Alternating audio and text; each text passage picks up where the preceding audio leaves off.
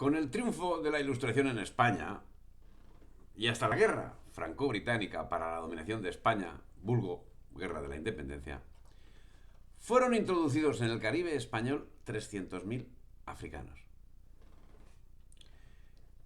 Hombre, en comparación con lo otro no tiene importancia, pero en cualquier caso, en comparación con lo que había hecho España, es muchísimo. Es el caso que Inglaterra, en los comienzos del siglo XIX, estaba obcecada en la transformación de la esclavitud a la que no podía renunciar salvo en el nombre. Y como consecuencia, en 1811, establecía en Sierra Leona los tribunales contra la trata. 3 años más tarde, el 28 de agosto de 1814, firmaba un protocolo al respecto con el gobierno absolutista de Fernando VII. Borbón, recordemos.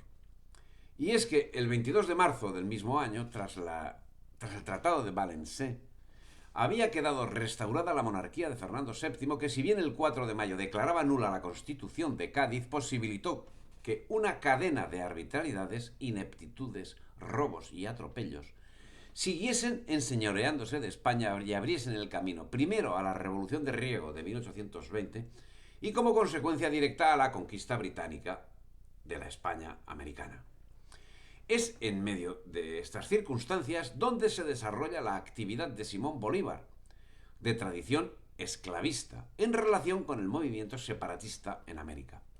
El 6 de julio de 1816, el tirano Bolívar, que había sufrido las consecuencias de haber proclamado en 1813 la guerra a la muerte y el exterminio de todos los peninsulares y canarios que pudiesen caer bajo la venganza revolucionaria, realizaba una proclama señalando lo siguiente. Señalaba que la naturaleza, la justicia y la política reclaman la emancipación de los esclavos. No habrá, pues, en el futuro en Venezuela más que una clase de hombres. Todos serán ciudadanos. Y esa medida sería puesta en marcha, aunque no de inmediato. El 24 de junio de 1821 se produjo la batalla de Carabobo, en la que las tropas inglesas que dirigían las guerras separatistas resultaron vencidas, tras lo cual fue declarada la independencia resultaron vencedoras, tras lo cual fue declarada la independencia de Venezuela. Consecuencia de esta batalla y producto de la euforia fue el cumplimiento de lo prometido 5 años antes por Bolívar, que se circunscribió a la manumisión. Yo creo que merece la pena relatar todas las personas que manumitió Bolívar. Vamos a nombrarlas, porque sí, aunque nos estemos mucho tiempo. Fueron las siguientes: María Jacinta Bolívar, de la Hacienda de San Mateo; José de la Luz Bolívar, de la Hacienda de San Mateo; María Bartola Bolívar, idem; Francisca Bartola Bolívar; Juan de la Rosa Bolívar y Nicolasa Bolívar. El grueso son todos, o sea, los miles de personas que Bolívar manumitió han quedado relatadas.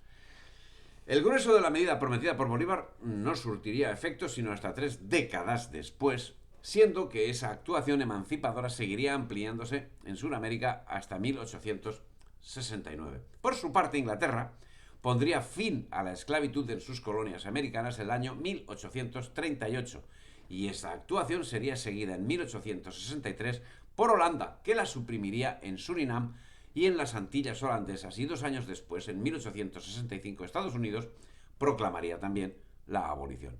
Las medidas de Bolívar y de los acuerdos de España con Inglaterra llevan un extraño paralelismo. Por ejemplo, si la batalla de Carabobo es consecuencia directa de la sublevación de Riego, es en ese momento cuando se firma el Tratado Hispano-Británico por el que España se comprometía a acabar con la trata.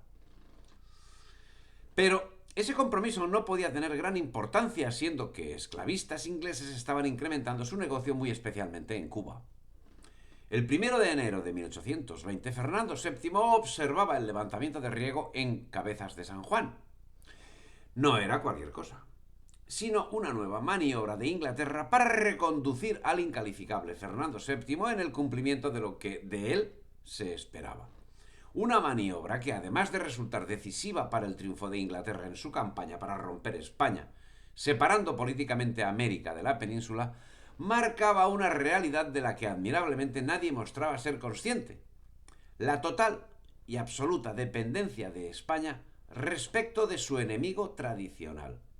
Y ese enemigo tradicional, que curiosamente enarbolaba la bandera del abolicionismo al tiempo que desarrollaba las acciones que estaba llevando a cabo, hacía que sus siervos españoles fuesen quienes suministrasen ahora mano de obra esclava para las plantaciones esclavistas que bajo control británico se desarrollaban en Cuba.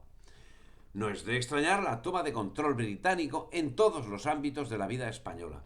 Si durante el siglo XVIII fue el liberalismo la punta de lanza de esa infiltración, no podemos dejar al margen la toma de control de la nobleza de título. Como muestra, dos botones.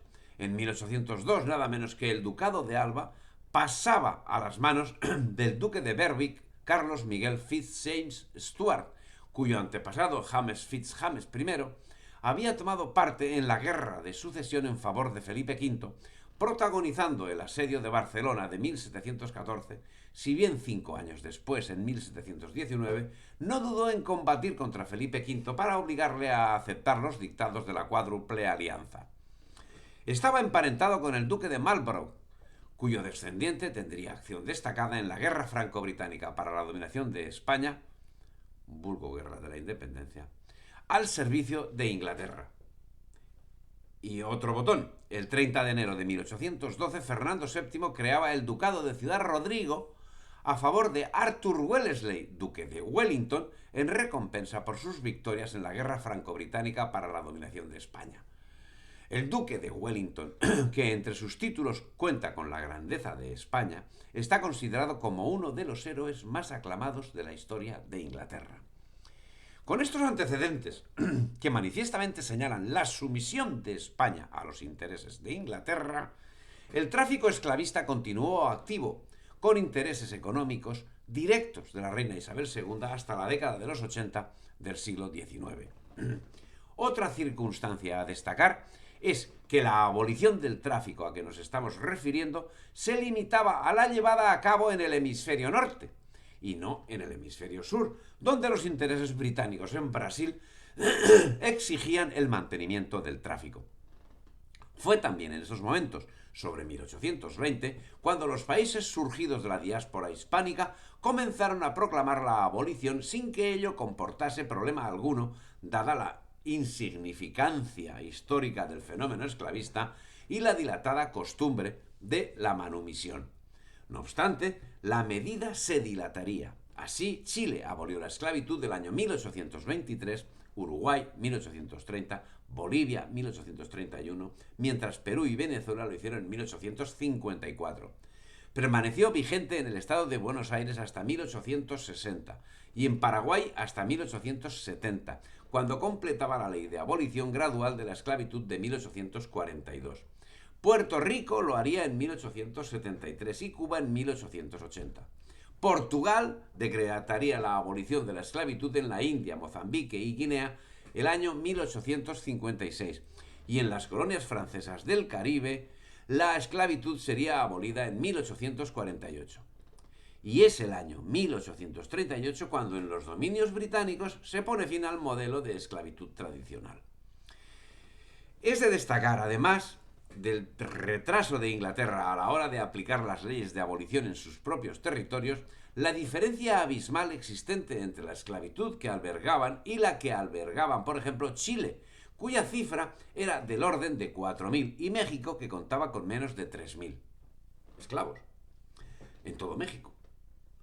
Teniendo en cuenta esa cifra de esclavizados en el mundo hispánico, llama profundamente la atención que justo en ese momento, en los inicios del siglo XIX, con los condicionantes señalados, fuese cuando se produjo en Cuba el espectacularísimo incremento de la mano de obra esclava, siendo que además, conforme a ley, los esclavos podían acceder automáticamente a la libertad.